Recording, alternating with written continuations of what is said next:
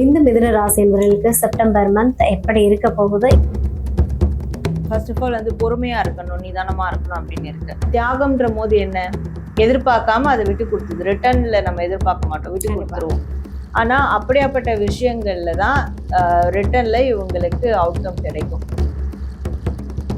இந்த செப்டம்பர் மந்த்ல மிதுன ராசி என்பவர்கள் ஒரு நியூ டிசிஷன் எடுக்கலாமா? கண்டிப்பா எடுக்கணும். கண்டிப்பா அதற்கான காலம் இது, அதற்குரிய டைம் இது. பழைய விஷயங்கள் கம்ப்ளீட்டா அந்த சாப்டர்ஸ் எல்லாம் எண்ட் பண்ணிட்டு ஒரு நியூ டிசிஷன் எடுத்தா அதுதான் வந்து உத்தமமா இருக்கும், கரெக்டா இருக்கும். ஸோ நம்மளுடைய மிதுன ராசி என்பவர்களுக்கு இந்த செப்டம்பர் மந்த் மணி ஃப்ளோ எப்படி இருக்க போகுது? எல்லா பக்கமும் அதிர்ஷ்ட காத்து வீசும் அப்படின்னு சொல்லலாம் மணி ஃப்ளோல. ஏன்னா ஒரு வேலை செய்யறாங்கன்னா அங்க இன்க்ரிமெண்ட் வந்து கிடைக்கும்.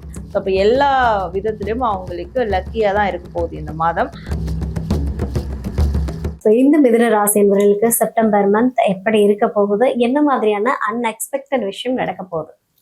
ஸோ மிதுன ராசிக்கு இந்த செப்டம்பர் மந்த் என்ன மாதிரி அன்எக்ஸ்பெக்டடான விஷயங்கள் நடக்க போகுது அப்படின்னா, இவங்க ஃபர்ஸ்ட் ஆஃப் ஆல் வந்து பொறுமையா இருக்கணும், நிதானமா இருக்கணும் அப்படின்னு இருக்கு.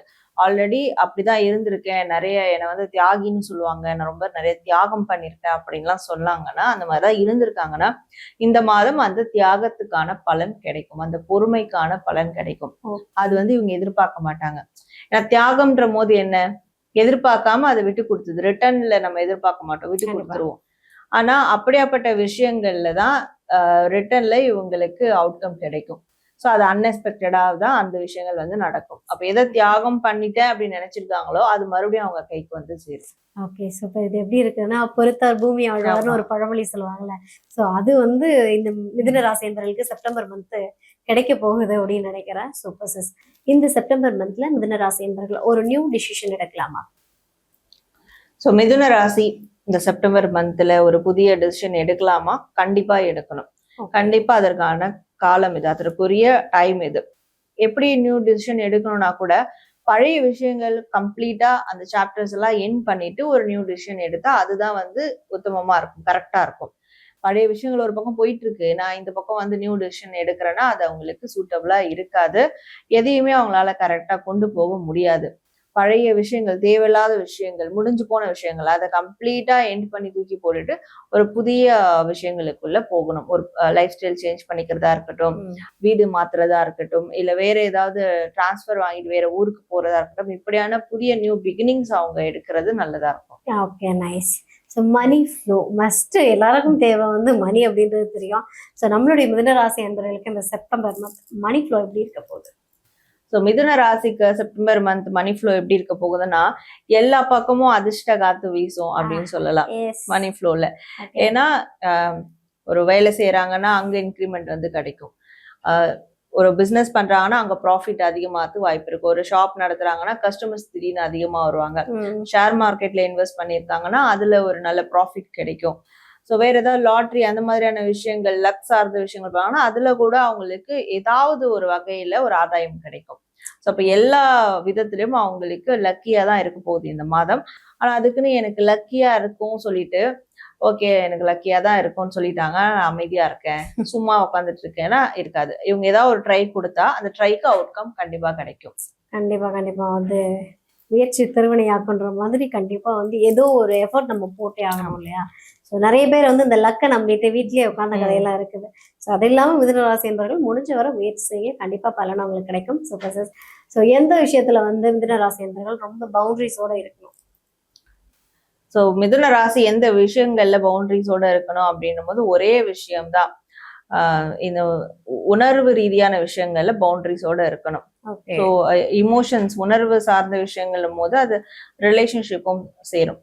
சில பேர் வந்து ஃபீலிங்ஸ் ரிலேட்டடா கனெக்ட் ஆயிருப்பாங்க, இமோஷன் சார்ந்து கனெக்ட் ஆயிருப்பாங்க. அப்படி இமோஷன் சார்ந்து கனெக்ட் ஆயிருந்தா அதுல கண்டிப்பா பவுண்டரிஸை செட் பண்றது ரொம்ப அவசியம்.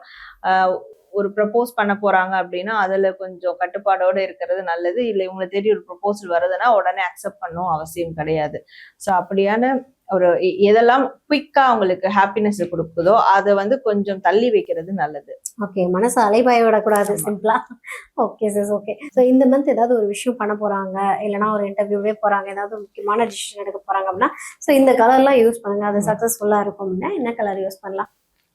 ஸோ மிதுன ராசி இவங்களுக்கான லக்கியான கலர்ஸ் என்ன அப்படின்றது போது ஸ்கை ப்ளூ கலர் வந்து யூஸ் பண்ணலாம், ஒயிட் கலர் யூஸ் பண்ணலாம் அண்ட் கிரீன் கலர் யூஸ் பண்ணலாம். ஸ்கை ப்ளூ, ஒயிட், கிரீன் இந்த 3 கலர்ஸ் வந்து இந்த மந்த் ரேண்டமா யூஸ் பண்ணும் போது அவங்களுக்கு கண்டிப்பா லக்கியா இருக்கும். நிறைய இடங்கள்ல ஃபோக்கஸ் பண்றதுக்கு கரெக்டா இருக்கும். ஓகே.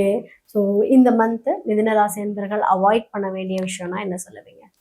ஸோ மிதுன ராசி இந்த மாதம் இவங்க என்ன அவாய்ட் பண்ணணும் அப்படின்னு பார்க்கும்போது இந்த கடன் சார்ந்த விஷயங்கள்லாம் அவாய்ட் பண்ணிக்கிறது நல்லது. ஒருத்தவங்க கிட்ட கடன் வாங்குறது, இங்க வந்து வட்டி கட்டணும் சொல்லிட்டு இன்னொரு இடத்துல கடன் வாங்குறது, இப்படி விஷயங்கள்லாம் கண்டிப்பா அவாய்ட் பண்ணிக்கணும். அண்ட் இவங்களும் யாரையும் தேடி எதையும் தேடி போகாம இருக்கிறதும் நல்லது. இவங்க எதெல்லாம் தேடி போகிறாங்களோ அங்கெல்லாம் அவங்களுக்கு பிரச்சனை காத்திருக்கும்.